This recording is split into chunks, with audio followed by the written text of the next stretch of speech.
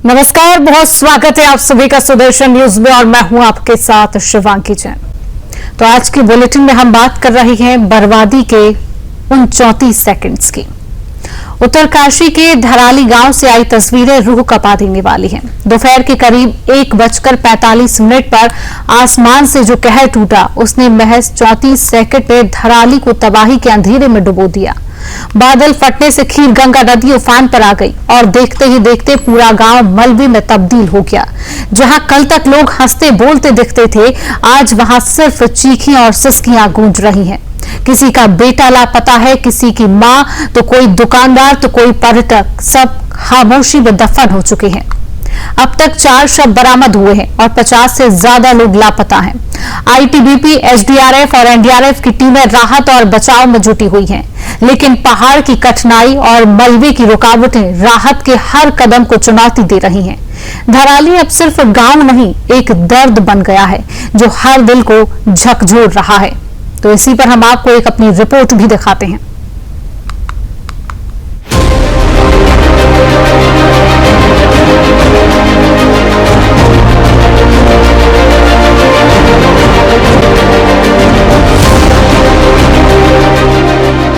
आपको उत्तराखंड के उत्तराकाशी से एक ऐसी हृदय विदारक तस्वीर दिखाने जा रहे हैं जिसे देखकर आपका दिल कांप उठेगा। आज दोपहर का समय था। घड़ी की सुइयां 1:45 पर थमी, लेकिन धराली गांव की घड़ियां वहीं रुक गई जहां से तबाही का वो अंतहीन सिलसिला शुरू हुआ। आसमान से फटे बादलों ने जो मौत बरसाई, उसने पूरे गाँव को एक कब्रगाह में बदल दिया। केवल 34 सेकंड, सिर्फ 34 सेकंड में हंसता खेलता धराली गांव चीखों और सिसकियों में बदल गया। खीर गंगा नदी में आया मलबा मानो जल नहीं, जलजला था, जो अपने साथ माओ की ममता, बच्चों की मुस्कान और बुजुर्गों की दुआएं सब बहा ले गया। धराली का बाजार, जहां कभी घंटों लोगों की चहलकदमी रहती थी, आज वहां सिर्फ मलबा है। उन दीवारों के नीचे इंसान दबे हैं, जिनके अपने अब भी उन्हें पुकार रहे हैं। किसी का बेटा लापता है, किसी की माँ, कोई होटल का मालिक है तो कोई दुकानदार, लेकिन अब वहाँ न होटल है न दुकान है, तो सिर्फ पत्थर, मलबा और बहती खून की बूंदें। 4 शव मिल चुके हैं, 50 से ज्यादा लोग लापता है, लेकिन जो सबसे भयानक है वो है वहाँ की खामोशी, जिसे चीरती है केवल एक दूसरे को ढूंढती बिलखती आवाजें। एक माँ कहती है, मेरा लाल कहाँ है? एक बहन चीखती है, भैया को बचा लो। और एक बच्चा बस देख रहा है उस मलबे की ओर, जहां शायद उसका पूरा संसार दफन हो गया। एनडीआरएफ, एसडीआरएफ और आईटीबीपी की टीमें युद्ध स्तर पर काम कर रही है, लेकिन पहाड़ की ऊंचाइयां और सैलाब का वेग हर पल राहत दल के हौसले को चुनौती दे रहा है। धराली आज सिर्फ गांव नहीं है, वो देश की आत्मा का वो टुकड़ा है जो रो रहा है, सिसक रहा है। कभी आपने सोचा है, जब एक पूरा बाजार सिर्फ आधे मिनट में बह जाए, जब घर के साथ परिवार बह जाए, जब घाटी की हर गूंज चीख बन जाए, तो क्या होता है? धराली वही मंजर है जहां आज पहाड़ भी रो रहे हैं और खीर गंगा की लहरें लाशों को बहा रही है। Bureau report, Sudarshan news.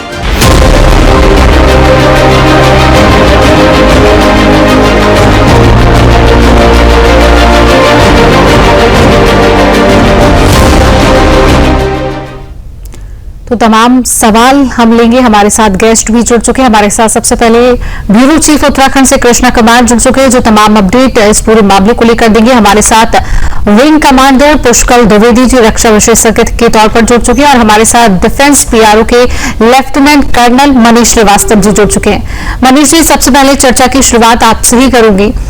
जब हमारे देश में मनीष जी इस तरीके की आपदाएं आती हैं, तो जब रेस्क्यू ऑपरेशन इन आपदाओं से निपटने के लिए चलाया जाता है, किन विपत्तियों का हमें सामना करना पड़ता है? सेना किस तरीके से ये रेस्क्यू ऑपरेशन चलाती है? मनीष जी। माफ कीजिएगा, पहले मैं थोड़ा सा आपका रिकॉर्ड को सेट करता हूं। कल जो 1:45 पे ये खबर आई थी कि ये इस तरह का हादसा धराली में हुआ है, उसके बाद 15 मिनट में वहां पे हरसिल में एक आर्मी की यूनिट तैनात थी, उसके 150 लोग वहां पहुंचे और कल से लेके आज तक 24 घंटे से ऊपर हो चुका है अभी तक, और वहां पे आर्मी के यही 150 जवान हैं जो इस समय काम कर रहे हैं। मैं ये नहीं कह रहा कि बाकी लोग नहीं होंगे वहां पे, लेकिन एक्चुअली ऑन ग्राउंड में यही आर्मी की यूनिट पहुंच पाई थी। कारण उसका ये है कि धराली के साउथ में और धराली के नॉर्थ में जितनी सड़कें हैं सब वॉश आउट हो चुकी हैं, और वहां से एफर्ट जो है वो अभी तक नहीं पहुंच पा रहा है। दूसरी चीज जो है, आपने मुश्किलों की बात करी थी, तो पहली चीज तो ये हो गई कि सड़कें वहां पे लैंडस्लाइड की वजह से वॉश आउट हो गई हैं। नंबर 2, जो एयर एफर्ट हम लोग एक्सपेक्ट कर रहे थे वो वेदर की वजह से अभी स्टैंड बाई पे है। एयरफोर्स के हेलीकॉप्टर्स वगैरह हैं वो सारे तैयार हैं, तैनात हैं और अपने ऑर्डर्स का इंतजार कर रहे हैं, और वेदर खुलते साथ ही उनको भी ऑपरेशन में लगाया जाएगा। नंबर 3, वहां पे मोबाइल कम्युनिकेशन, बिजली का कम्युनिकेशन और किसी भी किस्म का कम्युनिकेशन जो है वो लॉस हो चुका है। तो वहां से जो 150 लोगों की टीम है वो जो काम कर रही है वहां पे, उनसे कम्युनिकेशन इस समय नहीं हो पा रहा है। इसी के साथ जो आर्मी यूनिट होती है उसके पास एक इनहेरेंट अपने छोटे रिसोर्सेज होते हैं, जैसे गेती, फेवड़ा, कुदाल, रस्सियां, ये सब चीजें होती हैं, छोटी इक्विपमेंट होते हैं, वो उनको इस्तेमाल करके अपना जो रेस्क्यू का ऑपरेशन है वो चला रहे हैं। लेकिन क्योंकि सड़क दोनों तरफ से ब्रिजेस और सड़क इफेक्ट हो चुके हैं, उसकी वजह से ये जो मेजर इक्विपमेंट होते हैं जैसे जेसीबी और डोजर वगैरह, वो वहां पे नहीं पहुंच पा रहे हैं। अगर ये चीजें सब पहुंच जाएंगी और इक्विपमेंट, अच्छा इक्विपमेंट, इलेक्ट्रॉनिक इक्विपमेंट वहां पे टाइम से पहुंच जाएगा तो जरूर रेस्क्यू ऑपरेशंस में बढ़ जाएगा। अगली चुनौती जो फौज के सामने आती है वो है वेदर की। लगातार बारिश हो रही है, पानी अभी भी खीरगंगा नदी में अभी भी आ रहा है, स्लज अभी भी आ रहा है, तो जितना एफर्ट ये लोग लगाते हैं किसी को निकालने में, तो उसको फिर से वो कंप्लीट हो जाता है। तो इस तरह की चीजों की चुनौतियां जो है वो एक टीम अलग है, और अभी 24 घंटे से जो टीम 150 आदमियों की वहां काम कर रही है, वो टीम में जरूर थकान भी कुछ शामिल होगी, लेकिन मुझे ये अश्योरिटी है कि इंडियन आर्मी का शौर्य और जज्बा जो है वो उसके बलबूते लगे रहेंगे और लोगों को सकुशल निकालने की कोशिश करते रहेगी। बिल्कुल मनीष जी, और हमारी सेना लगातार तत्पर वहां पर है, रेस्क्यू ऑपरेशन लगातार चलाया जा रहा है। जिस तरीके से आपने भी कहा कि मौसम जो है वो असामान्य बना हुआ है, उसके तहत भी जो रेस्क्यू ऑपरेशन में कई तरह की परेशानियां भी आती हैं। लेकिन हम देखते हैं कि जब इस तरीके की आपदा आती है, आपदा के बाद जब जो सामान्य स्थिति हो जाती है, उसके बाद जो हमारी सेना है वो प्रशासन की किस तरीके से मदद कर पाती है? मनीष जी, ये पूरा कार्यक्रम जो है प्रशासन और डिस्ट्रिक्ट एडमिनिस्ट्रेशन के बिना नहीं चल सकता है, ये एक कोऑर्डिनेटेड एफर्ट है। अब इसमें मैं सबसे पहले आपको बताऊं, जैसे बॉर्डर रोड्स ऑर्गेनाइजेशन है, जहां पे भी लैंडस्लाइड हुआ है, सड़क टूटी है या ब्रिज टूटे हैं, मेरे फादर बॉर्डर रोड्स में हुआ करते थे, तो मेरे को बॉर्डर रोड्स की जो काम करने की तरतीब है वो मालूम है, और वो बहुत स्पीड से सड़कों की तैयारी करते हैं, ऑल्टरनेट रोड्स बनाते हैं, ब्रिजेस को रिपेयर करते हैं, और इन सब चीजों को करने का उनका बहुत अच्छा एक्सपीरियंस है। तो ये मुझे उम्मीद है कि बॉर्डर रोड्स बहुत अच्छे से कोऑर्डिनेट करेगी आर्मी के साथ और इफेक्टिवली उसको यूटिलाइज कर सकते हैं। इसी के साथ लोकल टीम्स होती हैं, एसडीआरएफ, एनडीआरएफ की टीम्स, उनकी सपोर्ट और उनके इलेक्ट्रॉनिक इक्विपमेंट्स बड़े काम आते हैं। जो ग्राउंड पेनेट्रेटिंग रडार्स वगैरह हैं वो वहां पहुंच रहे हैं, ये सब एसडीआरएफ, एनडीआरएफ की टीम के पास रहते हैं। बहुत सारी इस तरह की टीम्स होती हैं जो रेस्क्यू ऑपरेशन में काम आती है। इसी तरह डॉग्स होते हैं, रेस्क्यू डॉग्स होते हैं। ये लोकल एडमिनिस्ट्रेशन, पुलिस और एसडीआरएफ, एनडीआरएफ की टीम जितनी होती है, ये इस तरह की आपदा में एक ये कोऑर्डिनेटेड एफर्ट होता है। केवल कहने की बात इस समय ये, क्योंकि ये एडमिनिस्ट्रेशन के जो लोग हैं वहां पे इस समय टाइम से नहीं पहुंच पाए या कम पहुंच पाएंगे, इसी वजह से इस समय आर्मी को पूरा रेस्क्यू ऑपरेशन फोकस की तरह से चलाना पड़ रहा है। रेस्क्यू ऑपरेशन की प्राथमिकताएं क्या होती है मनीष जी? रेस्क्यू ऑपरेशन में सबसे पहले ये प्लान किया जाता है कि जब से आपका जितने लोग बाढ़ की चपेट में नहीं आए हैं, जो बाढ़ आई थी अगर आपने देखा होगा तो उसका विलेज के राइट हैंड साइड पे एज वी फेस इट ज्यादा इफेक्ट पड़ा था। तो लेफ्ट हैंड साइड पे अगर हम देखते हैं तो घर बचे हुए हैं, लेकिन वो लोग भी कट ऑफ हो गए होंगे। तो वहां पे कुछ सर्वाइवर्स होंगे, उनको निकालना है।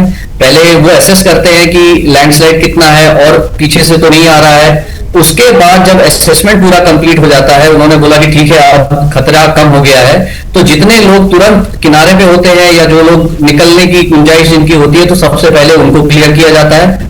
उसके बाद जो ज्यादा डीप में फंसे होते हैं वहां से लोगों को तैयारी करते हैं कि उनको निकालने की वो किया जाए।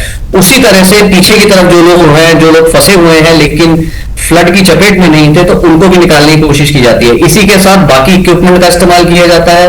ताकि जो रेस्क्यू ऑपरेशन है उसमें तेजी लाई जा सके। इंजीनियर इक्विपमेंट और ग्राउंड पेनिट्रेशन रडार, ये सब चीजों का इस्तेमाल करके, इलेक्ट्रॉनिक इक्विपमेंट्स और बड़े वाले इक्विपमेंट इस्तेमाल करके चीजों को रफ्तार दी जाती है और इसी तरह कोऑर्डिनेटेड एफर्ट से ये काम कंप्लीट किया जाता है। चलिए, बिल्कुल मनीष जी, तमाम जानकारी आपने दी, समय हमें दिया, आपका हमारे साथ जुड़ने के लिए बहुत बहुत धन्यवाद। हमारे साथ रक्षा विशेषज्ञ विंग कमांडर पुष्कल द्विवेदी जी भी बने हुए हैं। पुष्कल जी, मैं आपसे ये जानना चाहूंगी कि जब हमारे देश में इस तरीके की आपदाएं आती है, अभी जिस तरीके की आपदा, एक बहुत बड़ी आपदा आई है, ऐसे में हमारी जो टीमें रहती है, चाहे एसडीआरएफ एनडीआरएफ की टीमें हो, ये कितनी जल्दी एक्ट करती हैं? जी, इस विषय को समझने के लिए हम शुरू वहां से करते हैं। कर्नल साहब ने जो भी बोला मैं उसको रिपीट नहीं करूंगा। हम शुरू वहां से करते हैं कि ये आपदा आई क्यों या आती क्यों है, ऐसा क्लाउड बर्स्ट क्यों होता है।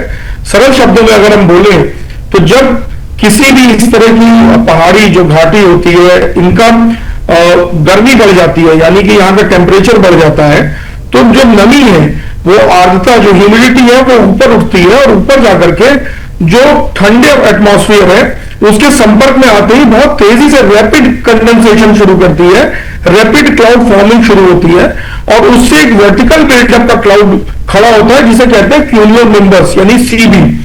ये सीबी क्लाउड एविएशन के लिए और इंसानों के लिए बहुत ज्यादा खतरनाक माना जाता है क्योंकि इसके अंदर इलेक्ट्रिकली चार्ज पार्टिकल्स होते हैं और ये जब बारिश करता है तो इसी तरह अधिकतर समय पे ये बादल फट भी सकता है। अब वेदर का फिनोमेना है, इसको प्रेडिक्ट तो पूरी तरह नहीं किया जा सकता है, लेकिन मूलतः यही प्रॉब्लम होती है।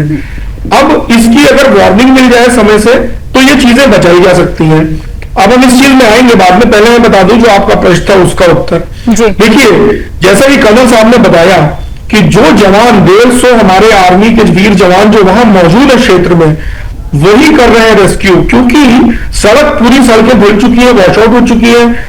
एविएटर की पॉइंट ऑफ व्यू से मैं आपको बताऊं, एविएशन के पॉइंट ऑफ व्यू से अभी भी इस समय भी वहां पर टोटली ओवरकास्ट वेदर है। कर्नल साहब के पास भी अपडेट आ रही होंगी। उस वेदर में जिसमें कि शाम को 8 बजे तक थंडर स्टॉर्म की भी वार्निंग है, तो उसमें फ्लाई नहीं कर सकते हमारे हेलीकॉप्टर्स। तो एयर का मीडियम भी बंद हो गया, रोड का मीडियम भी बंद हो गया। अब जो हमारी एनडीआरएफ आदि की टीमें हैं सब रेडी होंगी एकदम अपने इक्विपमेंट्स के साथ, मैन पावर के साथ। सारी टीम में सारी फोर्सेज रेडी है।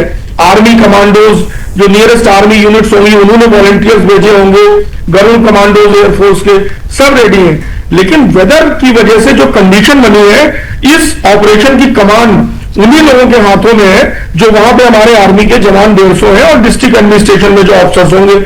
तो ये तो होगा, लेकिन आप ये समझिए कि लाखों टन मलबा पत्थर, नदी जब इस तरह से क्लाउड बर्स्ट होता है, हमने वीडियो में देखा कि वो किस तरह से नदी आई और जो पोर्शन बचा है वो कर्वेचर ऑफ द नदी, वो रिवर की वजह से बचा है, वो उसने ढक लिया है पूरी जगह को। तो जो लोगों के जो फिगर आ रहे हैं, मैं ईश्वर से प्रार्थना करता हूं सब बच जाए, फिगर ना पड़े, लेकिन ये तबाही बहुत बड़ी है। और जो दबे हुए लोग हैं उनको निकालने में चैलेंज कैसा होता है, जो इंडिकेट किया था कर्नल साहब ने भी, कि इस समय भी बारिश हो रही है। अब होता क्या है कि आप डिगिंग करेंगे मैनुअली, आप 4 घंटे में थोड़ा एरिया खाली करेंगे, वो फिर नीचे आ जाएगा। जैसे रेत में आप नीचे से अगर गड्ढा करने लगे, एक रेत का पहाड़ बना के, तो फिर से ऊपर से आके रेत भर देती है उसको, उसमें आप कैसे निकालेंगे। इसलिए पहली प्रायोरिटी, बहुत उचित प्रायोरिटी डिसाइड की गई है कि जो लोग बचे हैं उनको पहले सेफ जगहों पे ले जाएं।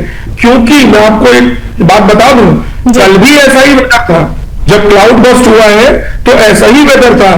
तो possibility of another cloud burst can not be ruled out. तो जितने लोग बचे हैं पहले उनको हटाया जाए वहां से, और उसके बाद लगातार ये जो रेस्क्यू ऑपरेशन है वो चलाया जा रहा है, जिस तरीके से आपने भी कहा और पूरा देश जान रहा है कि बहुत बड़ी आपदा हमारे देश पर आई है। लेकिन रेस्क्यू ऑपरेशन में क्या चुनौतियों का सामना वहां पर करना पड़ रहा है, जो स्थानीय लोग हैं कृष्णा, उनकी क्या कुछ स्थिति बनी हुई है? मौसम की जानकारी भी दीजिए कि मौसम कैसा है कृष्णा। बिल्कुल, देखिए शिवांगी, मौसम की स्थिति की अगर हम बात करते हैं तो आज सुबह दिन में जो है वो लगभग 12 बजे के बाद थोड़ी 3-4 घंटे के लिए हम कह सकते हैं राहत मिली थी। पहाड़ से लेकर मैदान तक कुछ टाइम तक धूप जो है वो देखने को मिली थी, जिसके बाद जो है वो हेलीकॉप्टर का मूवमेंट जो है वो लगातार हुआ। देहरादून से भी 3 हेलीकॉप्टर लगभग दोपहर 12:30 बजे मौसम खुलने के बाद उत्तरकाशी के लिए भेजे गए थे, जो राहत सामग्री और कुछ डॉक्टर की टीम जो है वो उनसे गई थी, ताकि जो लोग वहां पे रेस्क्यू जिन तक किया जा रहा है उनको समय से ट्रीटमेंट मिलता रहे। क्योंकि लगभग कल 2 बजे के आसपास की घटना है, जिसके बाद सबसे पहले हमारी, अगर हम देश में बात करते हैं, चाहे आंधी आए, तूफान आए और चाहे आतंकवादी आए, उसमें सबसे पहले भारतीय सेना जो है वो हमको खड़ी हुई दिखती है नागरिकों की सुरक्षा के लिए। तो ऐसा ही हमको ठीक यहाँ पर मिला है, नागरिकों की सुरक्षा के लिए सबसे पहले इंडियन आर्मी का जो कैंप था हरसिल में, उसके बेस कैंप से कुछ जवानों ने जो है वहां पे मूव किया और जल्दी वहां पे रेस्क्यू ऑपरेशन जो है वो अन्य विभागों के बिना ही अपने उससे शुरू कर दिया, जिसमें एक बड़ी राहत मिली है। कई लोगों को वहां से रेस्क्यू जो है वो तुरंत कर लिया गया था। बाकियों की खोजबीन जो है वो लगातार जारी है। अगर हम अब तक की बात करते हैं तो लगभग 150 के आसपास लोगों को बताया जा रहा है कि वहां से रेस्क्यू कर लिया गया है। अगर मृत्यु की संख्या की बात करें तो वो अभी तक पोस्टर सिर्फ 5 की हुई है और न जाने ये कितनी संख्या बढ़ सकती है, इसका अभी कुछ अनुमान नहीं लगाया जा सकता, क्योंकि अब 24 घंटे से ज्यादा हो चुके हैं। सैकड़ों की संख्या में लोगों का जो गायब होने का अनुमान है वो अभी भी लगाया जा रहा है। कल से लेकर लोग जो है वो अभी तक लापता है। लेकिन राहत की बात यह है कि मुख्यमंत्री पुष्कर सिंह धामी लगातार इस पूरे घटना को लेकर एक्टिव दिखाई दे रहे हैं। कल भी वे अपने आंध्र प्रदेश का दौरा जो है वो स्थगित करके देहरादून पहुंचे थे। उन्होंने कृष्णा, ये भी जानकारी दीजिए, क्या मलबे में वो जो लोग अभी भी क्या वहां पर दबे हुए हैं या उनको फिर निकाला गया है वहां से? कृष्णा। बिल्कुल शिवांगी, दिखाइए, मैंने जिस तरीके से आपको पहले बताया कि लगातार ही रेस्क्यू ऑपरेशन जारी है। अभी तक की जो सूचना मिली है, 150 लोगों को मलबे से जो है या अन्य जगह पे जो बचे हुए थे उनको वहां से निकाल लिया गया है और उनका ट्रीटमेंट हॉस्पिटल में चल रहा है। इसके अलावा 5 लोगों को जो है वो अब तक मृत घोषित कर दिया गया है और न जाने अभी कितनी जिंदगियां जो है वो मलबे में दबी है या कहीं और पर एक तरीके से सेम है। एक एक की जान जो है वो अनमोल, उसकी कीमत है। मुख्यमंत्री पुष्कर सिंह धामी ने स्पष्ट कहा था और वे खुद एक तरीके से ग्राउंड जीरो पर मौजूद है और हर एक रेस्क्यू ऑपरेशन की जो कार्य वहां पे चल रहे हैं उसकी जानकारी जो है वो स्पष्ट तौर पर लेते हुए वहां पे दिख रहे हैं। और साथ ही देश के प्रधानमंत्री नरेंद्र मोदी भी लगातार पुष्कर सिंह धामी उत्तराखंड के मुख्यमंत्री के संपर्क में है। कल भी उन्होंने घटना की जब जानकारी उनको मिली थी उन्होंने तुरंत बात करी थी और आज सुबह भी प्रधानमंत्री ने मुख्यमंत्री से बातचीत करके क्या कुछ घटना के लिए और इसके लिए रेस्क्यू ऑपरेशन क्या क्या एक तरीके से चलाया जा रहा है उसकी जानकारी ली है। और साथ ही प्रधानमंत्री ने केंद्र सरकार द्वारा हर संभव सहायता का जो है वो मुख्यमंत्री को आश्वासन दिया था, जिसके बाद हमने देखा था कि उत्तराखंड सरकार द्वारा 3 हेलीकॉप्टर की जो है वो मांग करी गई थी। तो केंद्र सरकार द्वारा और वायुसेना के द्वारा 3 चिनूक हेलीकॉप्टर जो है वो उत्तराखंड के लिए तैनात किए गए हैं, जो राहत सामग्री और अन्य जो भारी मशीनरी होती है, चाहे हम बात करें जेसीबी की, चाहे पॉकलैंड की, क्योंकि काफी सारा रास्ता जो है उसमें वॉश आउट हो चुका है। जैसे कि अपने पीआरओ डिफेंस मनीष श्रीवास्तव ने बताया था कि काफी रास्ता जो है वो वॉश आउट हो चुका है, किसी के जाने के लिए कोई रास्ता वहां पे नहीं बचा है। इस वजह से आर्मी ने प्राथमिक तौर पे जो है वो लोगों की सहायता करी है। रास्ता खोलने के बाद ही एक तरीके से अनुमान जताया जाएगा कि कितनी बड़ी संख्या में रेस्क्यू टीम वहां तक पहुंचती है। फिलहाल आज दिन तक हेलीकॉप्टर के माध्यम से रेस्क्यू टीम का और डॉक्टर टीम का जो आना जाना है वो दिन भर इस क्षेत्र में लगा रहा है। उत्तरकाशी से लाइव तस्वीरें आपको दिखाते हैं कि वहां का भी क्या मंजर है, किस तरीके से रेस्क्यू ऑपरेशन चलाया जा रहा है। ये आप सीधी तस्वीरें देख रहे हैं उत्तरकाशी से, जहां का पूरा गांव पूरी तरीके से तबाह हो गया है। कुछ लोग अभी फिलहाल मलबे में भी दबे हुए हैं। हालांकि मौसम, तस्वीरों को देखकर आप अंदाजा लगा सकते हैं किस तरीके का मौसम वहां पर है। और एक वो गांव जो हंसता खेलता था, चंद सेकंड में वो गांव पूरी तरीके से तबाह हो गया है। हमारे साथ पुष्कर जी भी बने हुए। पुष्कर जी, देखिए, हम मौसम की तस्वीरें भी, ये लाइव तस्वीरें हम देख रहे हैं। कई बार ऐसा होता है कि चाहे हम मौसम की बात कर लें, भौगोलिक स्थिति की बात कर लें, हमारी तरफ से जो रेस्क्यू ऑपरेशन चलाया जाता है उसमें कई तरीके की बाधाएं आती हैं। हमारा जो रेस्क्यू ऑपरेशन है वो धीमा पड़ जाता है। ऐसे में हमारी जो टेक्निकल टीम होती है या तकनीक होती है उसकी क्या कुछ भूमिका होती है ऐसे समय पर? मौसम जहां पे भी इन्वॉल्व है वहां पर हमको सबसे पहले जरूरत पड़ती है IMET की, इंडियन मेट्रोलॉजी डिपार्टमेंट की, जो कि MOES जो मिनिस्ट्री ऑफ अर्थ साइंसेज है, डॉक्टर जितेंद्र सिंह साहब जिसके मिनिस्टर है उसके अंडर में आती है। तो वहां से फोरकास्ट वार्निंग्स मिलती है।